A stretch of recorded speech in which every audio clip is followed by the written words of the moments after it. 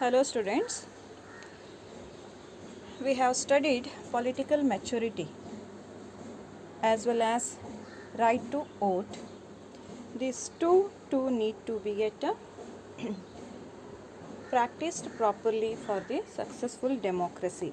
When people are going to take participation as a responsible citizens, enjoying the given rights and doing their duties, then democracy becomes more successful. In the same manner, one more feature of democracy is nothing but a decentralization. What exactly decentralization mean? Decentralization of power is essential to democratic government. That means power gets distributed among different hands. That means central, state, district, taluka as well as village level. In this manner, from top to bottom or bottom to top, power is going to be distributed of governing the nation.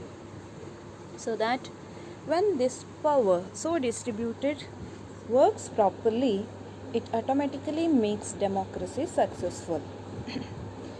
Decentralization of power is central to democratic government.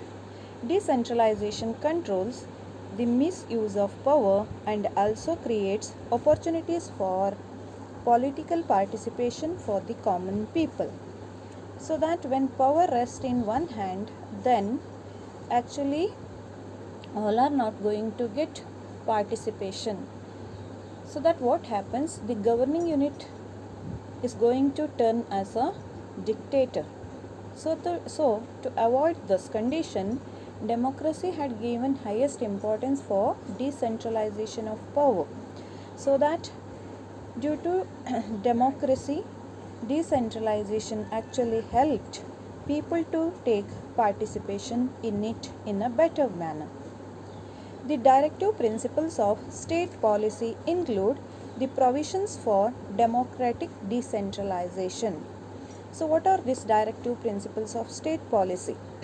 Particularly, these are guidelines given to govern the nation there in constitution. Where are these principles if you ask? These directive principles are there in constitution. I hope third chapter of constitution is about directive principles. So that all provisions have been got provided exactly about how to govern the nation. So that with the help of the directive principles of state policy, so formed governments are going to work.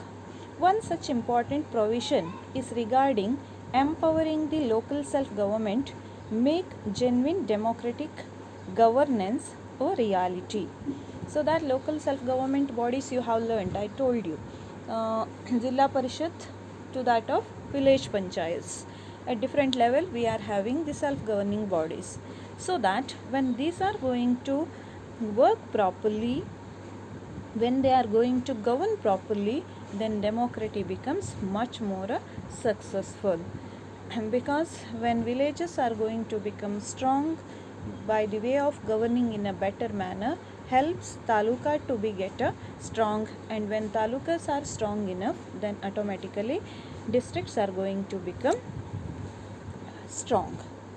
So that when this local self-government makes genuine democratic governance a reality, so that it becomes possible to empower each and every unit of the region. After independence, several attempts were made towards democratic decentralization. One such important attempt is the 73rd and 74th Amendment to Indian Constitution. So what exactly amendment mean? The changes which are going to be brought in the constitution there in the parliament is known as amendment.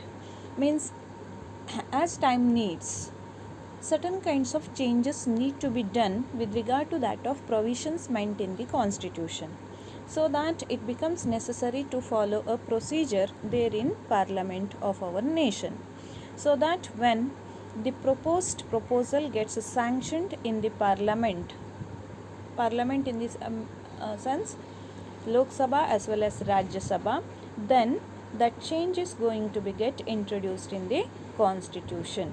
So that what happened here? After independence, several attempts are made towards democratic decentralization.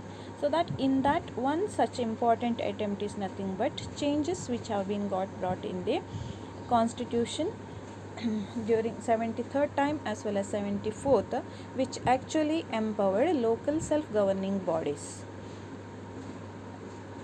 which gave a constitutional status to local self-governing institutions and also increased their powers. So that local self-governing bodies are also came under the constitution, and actually they gained much power to govern in a better manner.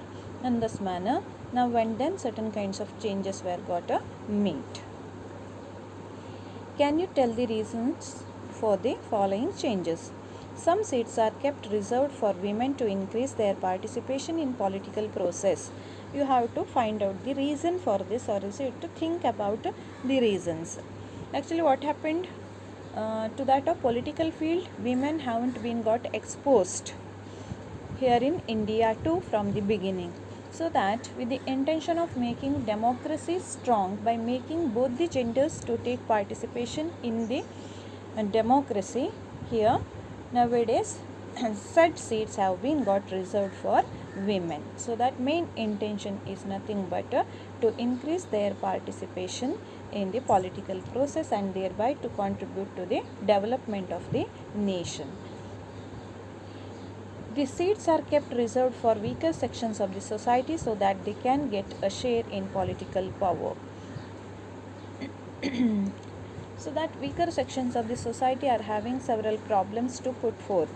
So as a result, to know about the problems what they are facing, here seats have been got reserved to take participation as a representative of the weaker section in the governance of the nation. Next, the State Election Commission has been established to reduce the burden of a central level election commission. State Election Commission has been got established. As a result, in a good manner, elections are going to be get managed and conducted. The 11th and 12th schedule was added to the constitution. So to bring necessary changes, these two schedules have been got added to the constitution to help the needy ones there.